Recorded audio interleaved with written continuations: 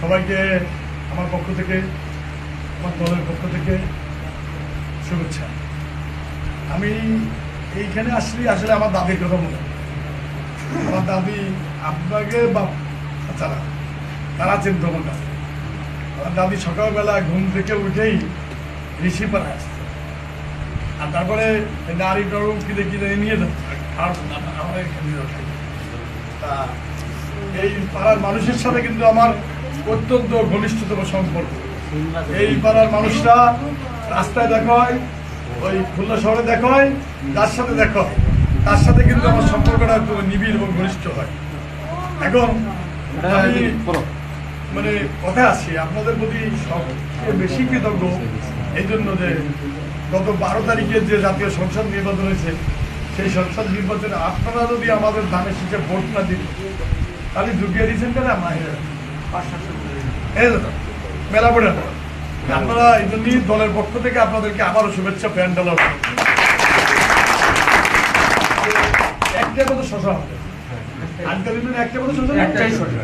একটা শ্মশানের টাকা বরাদ্দ হয়েছে, এমপি সাহেবের টাকা বরাদ্দ হয়েছে, আর মন্দিরে টাকা বরাদ্দ হয়েছে সব মন্দিরে ভাগ করতে, মানে একসাথে দেবে। যেমন শাহপাড়ার মন্দিরে পাশাপাশি দুটো মন্দির, তারা নিজেরা নিজেরা দ্বন্দ্ববাদায় মন্দির বানাইছে, কমিটি নিয়ে দ্বন্দ্ব। আমাদের মসজিদ নিয়ে যখন দ্বন্দ্ব হয় যে ও সভাপতি হয়েছে, আর একটা মসজিদ হয়ে গেছে, এরকম প্রচুর মসজিদ হয়েছে। ধর্ম মন্ত্রণালয় যে টাকা দিচ্ছে সেই টাকা দিয়ে মনে করেন একটা বিল্ডিং করতে করা যাবে, মানে দফায় দফায় করা যাবে। তা হেলাল সাহেব ভালো, উনি লোক অত্যন্ত ভালো লোক, উনি সমতার ভিত্তিতে ভাগ করে সব। আপনার ফ্যামিলি কার্ড এখানে ঋষি, বিএনপি, আওয়ামী লীগ, জাতীয় পার্টি বা উচ্চতর হিন্দু সম্প্রদায় এগুলো কিন্তু বিবেচনা করবে না। তারেক রহমান এইগুলো কিন্তু সম্পূর্ণভাবে ন্যায্যতার ভিত্তিতে বিবেচনা করবে।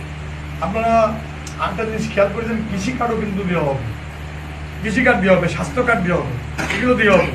এগুলো কিন্তু আপনারা এখন থেকে যদি আপনারা তো সমাধান করেছেন, আপনাদের উপরে আমরা খুশি।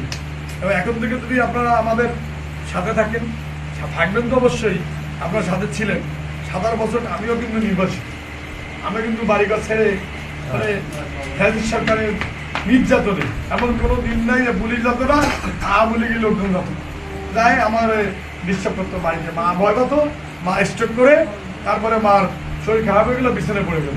সে মাত্র গত বছর মা রাখে চলে যাচ্ছে। এখন ঘটনা হয়েছে যে আপনাদের আমি আরেকটা সুসংবাদ দিচ্ছি, যদি ইউনিয়ন পরিষদ ফেল করে, যেমন ড্রেন পানির যে ব্যবস্থা, এটা এই বছরে জরুরি ভিত্তিতে করতে হবে, কারণ এখান থেকে লোক সব পানি ভিত্তিতে যাচ্ছে।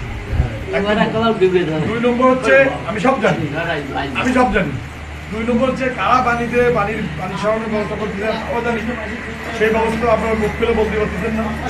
আমরাও এভাবে বুক করে বলবো না, কারণ কি এটা মানে সামাজিক যোগাযোগ মাধ্যমে প্রচারিত হবে। এই জন্য কারোর বিরুদ্ধে কিছু বলবো না।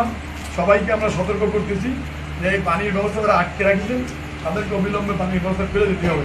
আর আমি আপনাদের পক্ষ থেকে আমি এই অঞ্চলের সন্তান হিসেবে আমি এমপি সাহেবের রাত্রেই জানাবো যে এই পানির ব্যবস্থা যদি না করা হয় তাহলে কিন্তু এই এলাকা সব পানিতে ডুবে যাবে। এগুলো 1 নম্বর। 2 নম্বর শ্মশানের ব্যবস্থা হয়েছে, আপনার শ্মশানের টাকা পাবেন আপনারা, আর মন্দিরের টাকাটা ভাগ করে পাবেন। তবে খুশির সংবাদ আছে, সেটা হচ্ছে আমার অত্যন্ত প্রিয় সেনের ছোট ভাই, আমাদের জেলা বিএনপির সাধারণ সম্পাদক, আমাদের উপজেলা পরিষদের নবনির্বাচিত প্রশাসক, আমাদের পার্শ্ববর্তী ইউনিয়নের চেয়ারম্যান মনিরুল হাসান বাপ, সে আমার সাথে খুব ভালো সম্পর্ক। যে সমস্যাগুলো দরকার তার কাছে দরখাস্ত করবো। এই মন্দিরের নাম দিয়ে সাবেক মানে 5ই আগস্টের পরে সাবেক যে আইও ছিল, সে 5 লাখ টাকা তুলে নিয়েছে তাকবের একটা লোকের নিষিদ্ধ 5 লাখ টাকা তুলে নিয়েছে। আমরা বলেছি মামলা করতে এই টাকা ফেরত রাখবে, এবারও 1.5 লাখ টাকা নিয়েছে। আমি শুনিস মামলা করার জন্য আমরা বলেছি দ্রুত ব্যবস্থা হবে। আপনারা একটা গণস্বাক্ষরের একটা ব্যবস্থা করেন, সবাই দিবেন মন্ত্রীর পক্ষ থেকে, এটা ব্যবস্থা হবে।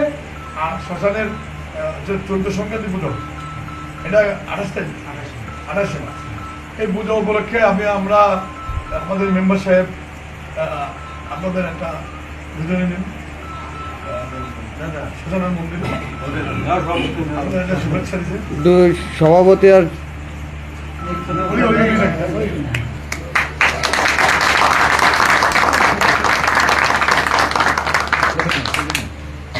সামান্য উপহারটুকু আপনারা নেন। আর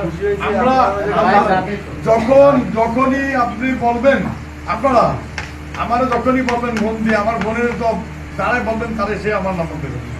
তারপরে নাম্বারটা যদি কেউ নিতে পারেন নিয়ে নেন, 01711 আমি ভিডিও করতেছি। গোপাল উঠো। 01711 180 224 নিছেন নিছেন 01711 180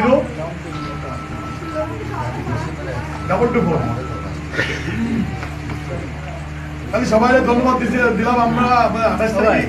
ওইটা হবে কি সন্ধ্যার পরে অবশ্যই আচ্ছা এগুলি ইনশাল্লাহ 28 তারিখ কি বাজে?